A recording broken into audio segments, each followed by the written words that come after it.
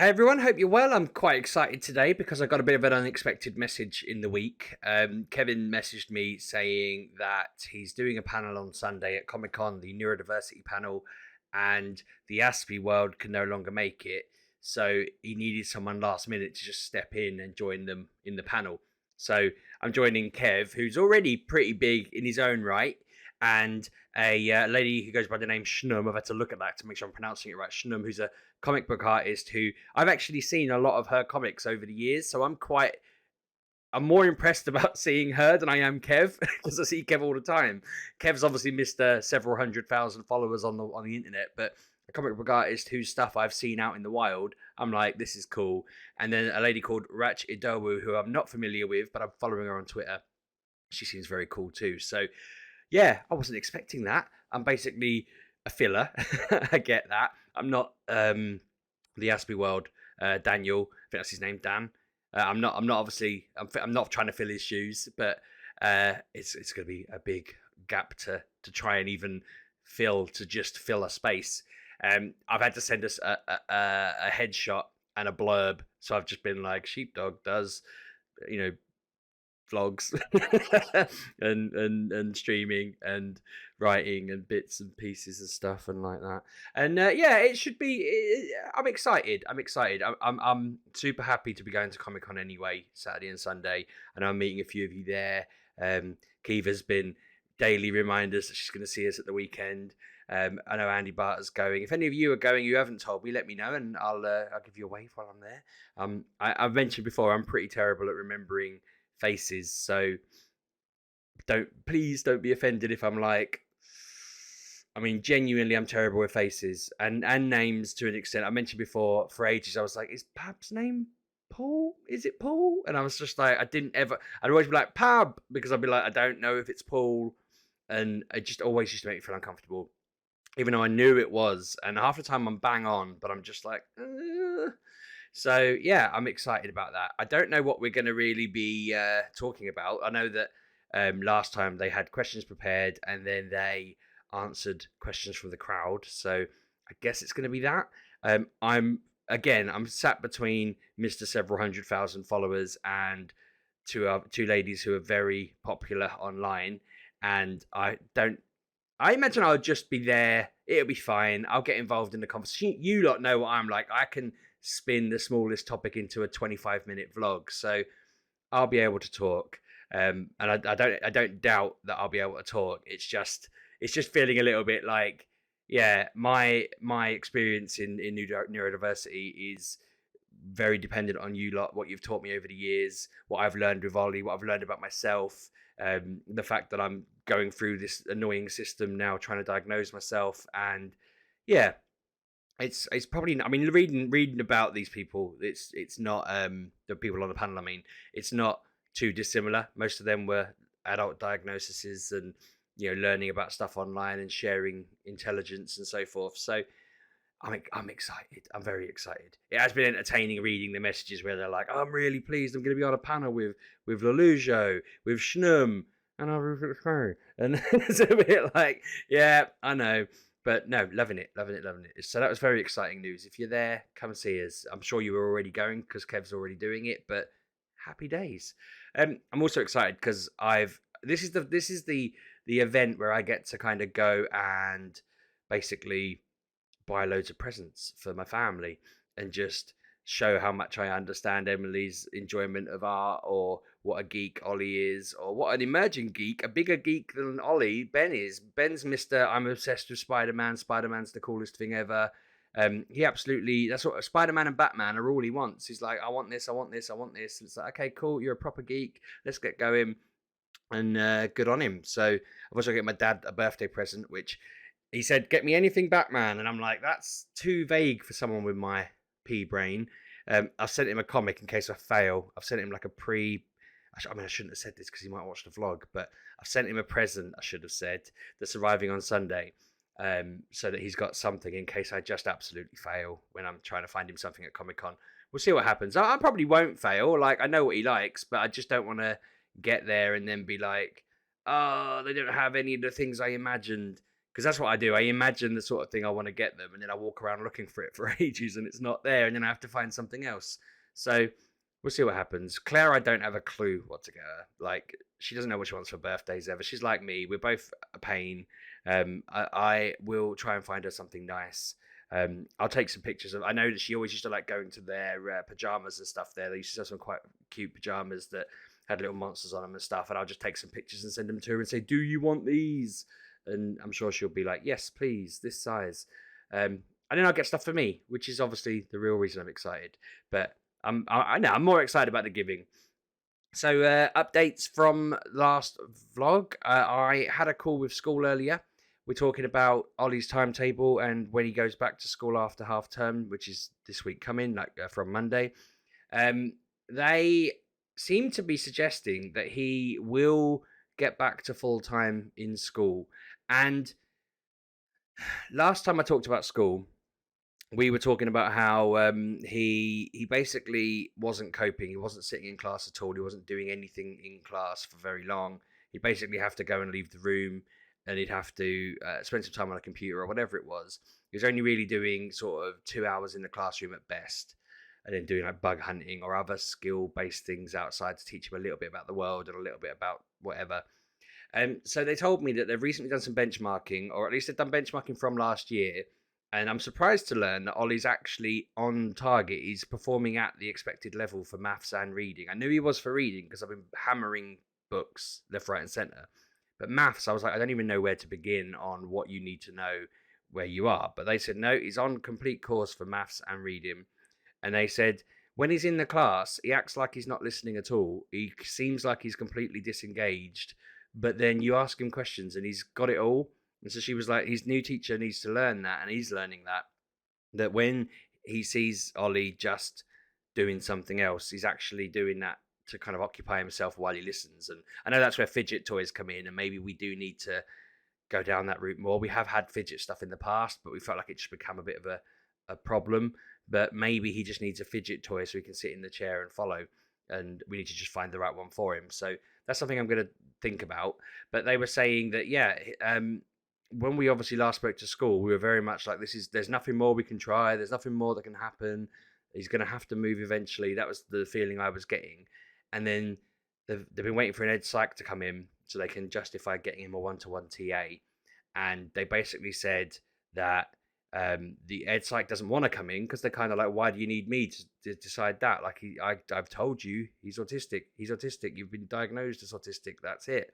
Like, the ed psych's not going to suddenly go, oh, there's this other reason over here. So she was kind of confused why she was being asked to come in, and she was confused as to like why the local authority we live in isn't sending anyone in.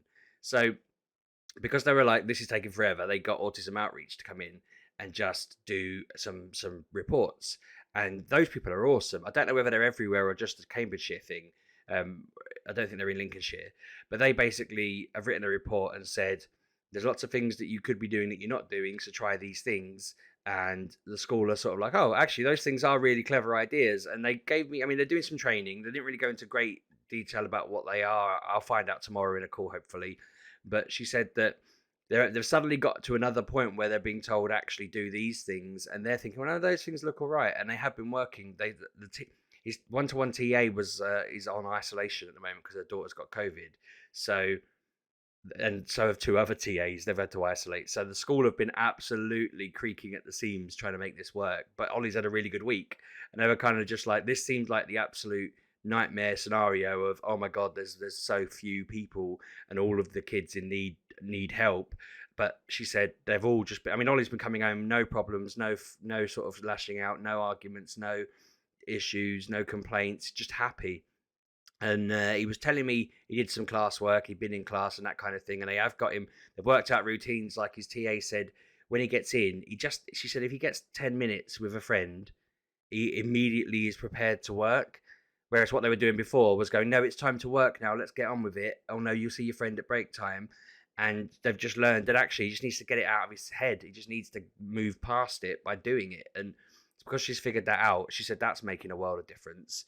And then they take it in turns which friend he has to work with him on little bits and pieces and stuff like that. So Yeah, I'm impressed. She said to me, it's kind of one of those. We know we're not going to get funding for a one-to-one TA because, as some of you have said in the past in this area, we don't get that unless you're physically incapable of functioning without a person with you. Um, so that's not going to happen really, realistically. But there's a small chance they'll say, I mean, they've already got it. That's the thing. The school are already paying for it, but they know they're not going to get funding for it properly. They think they're not going to. I think they're not going to. So we are still in that kind of position of they won't be able to meet his needs and then we'll have to make a decision. But it's a bit more complicated because there's actually other things they've got to try out and do. And as I say, they've come up with some plans, and Ollie's starting to just adjust and get used to being there. So, I mean, we knew it would take time anyway, but we were chatting about it on the call and we were saying that in year one, he always went to the year two teacher's class because he got on with her and she understood him a bit better, and so she'd work with him. She was then his teacher in year two and year three, and now she's his SENCO.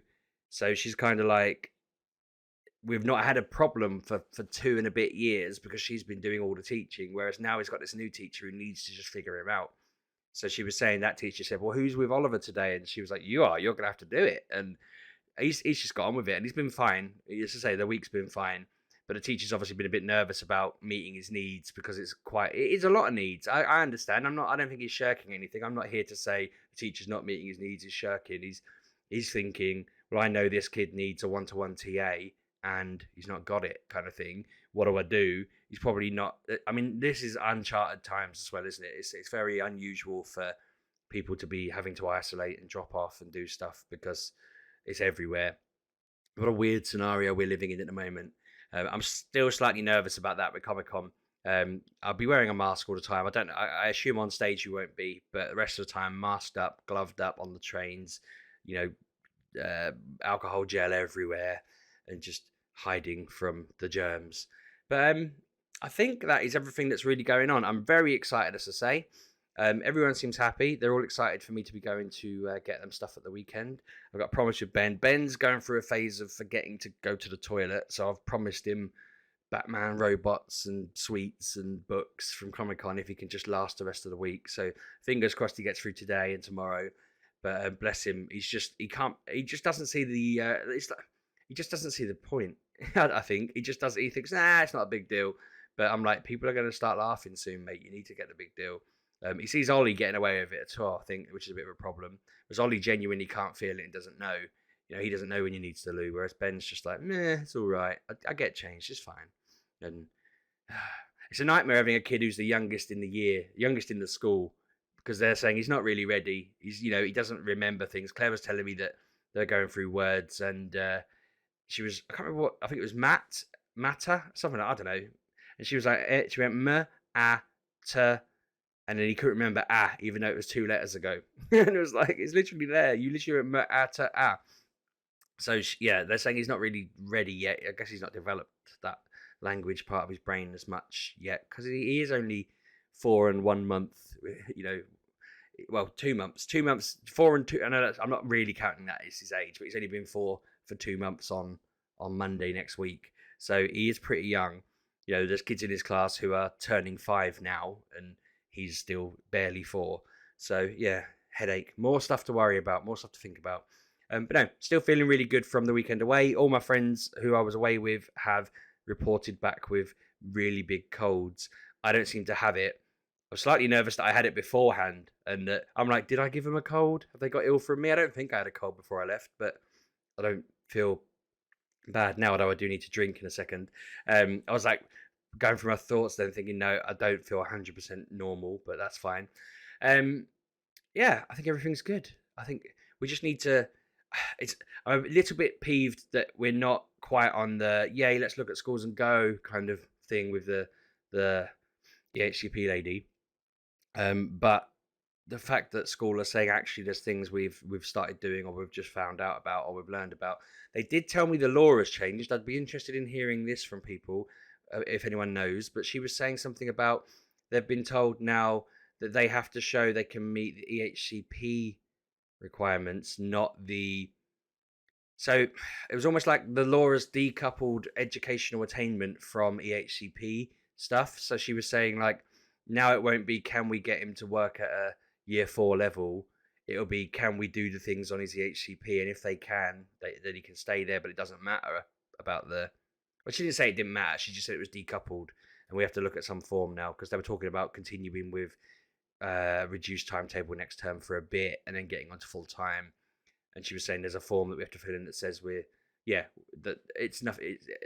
Basically, they're not going to be held accountable if he falls behind, I guess. I don't know. I will read it. I'll read it properly. I don't want to jump the gun and say anything wrong, but it made me think, what? Okay, I need to read this, because I'm not going to be very happy if the laws changed and they no longer have to try and get him to a year 4 level in year 4, because that's just hanging him out to dry, surely.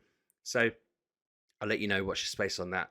I think that is everything. I mean, all I've got on that's different this week is tomorrow I'm going to be streaming.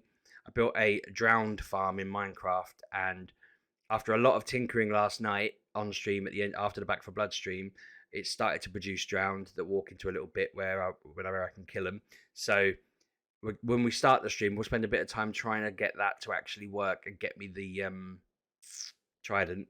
But I also want to resurrect the Ender Dragon, because I realised that actually if I go kill some Ghast and get some Ender Pearls, I can resurrect the dragon and complete 2 or 3 achievements just by resurrecting it.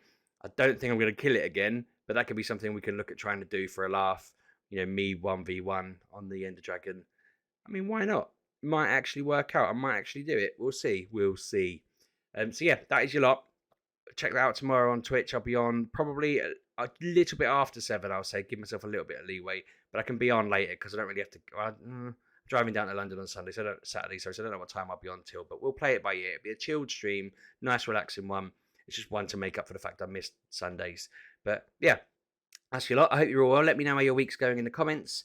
Subscribe, like, all of that stuff. If you're at the panel, let me know. I'm very excited. I'm looking forward to just meeting a load of new people, and this just feels like one of those big moments. I love all this stuff. I've stumbled into it. Kev pulls me into all sorts of things, and yeah, it's just good fun. So yeah, catch you all soon. Hope you're all well, and I'll see you later. Cheers.